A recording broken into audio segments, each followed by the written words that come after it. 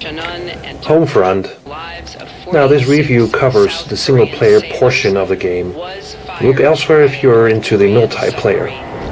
Okay, so North Korea dominates the world and attacks the US. You're a nobody caught in the middle of this war.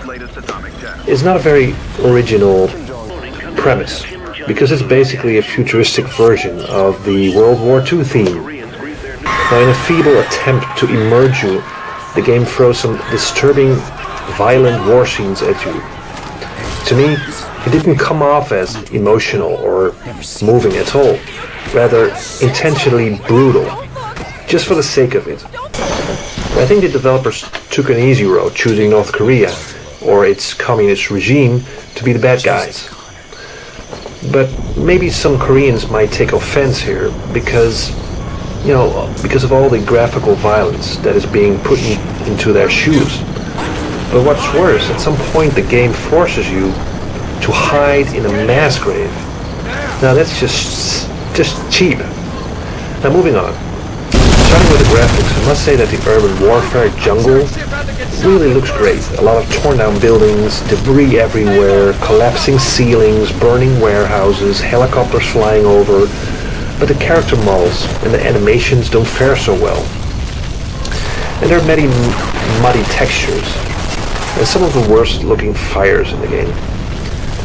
Gameplay wise, you'll immediately notice that the game suffers from bad pacing. Now this should be a hell of an action roller coaster, but it's really not. Well, not all the time. So one moment you're thrown into the action, and another moment you're just forced to move slowly during the more quiet and heavily scripted scenes. Now this would work if the game had actually a story to tell and some memorable characters.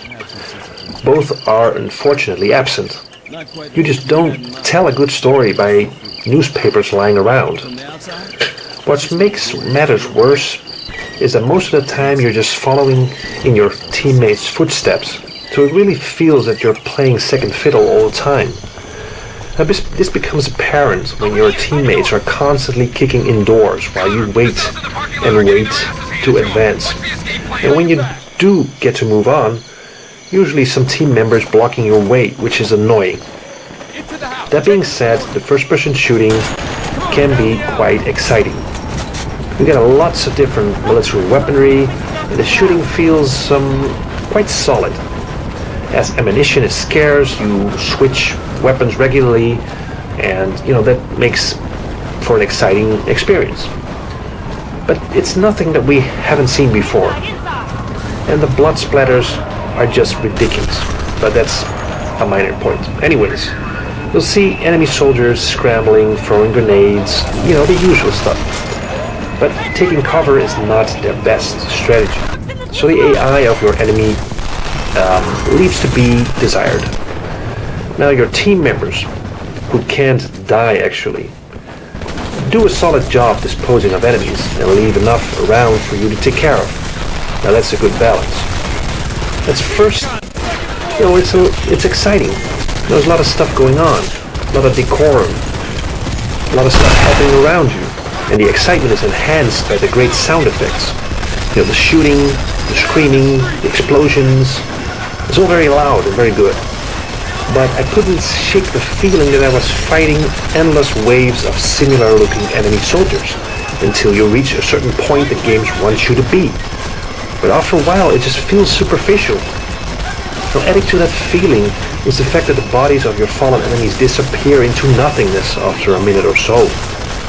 Now that's just stupid. I mean, this is the 21st century. Even Doom had dead enemies that were left on the floor. Now some might say that this is a minor complaint, but it still gets me out of the game. What I really want to say is that it makes me realize that this is just one scripted obstacle course, and the game doesn't really try to move away from that or to bring something new to the table. Now the scripted events are cool to look at but lack interactivity. So all in all, this game is just not a very good first-person shooter. There's some fun to be had. You can pick it up and play it.